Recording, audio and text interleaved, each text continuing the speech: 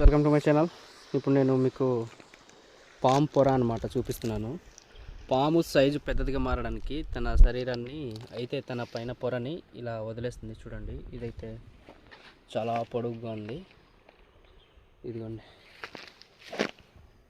మామూలు పొడుగు కాదు, ఇక్కడ నుంచి ఇక్కడ దాకా ఉంది. ఇలా చూసిన ఇది ఒక 6 కానీ 7 అడుగులు ఉంటాయి. చూడండి, నాకు తెలిసి ఈ పొలం గట్ట దగ్గర దూరిపోయి ఉంటుంది ఈ పాము.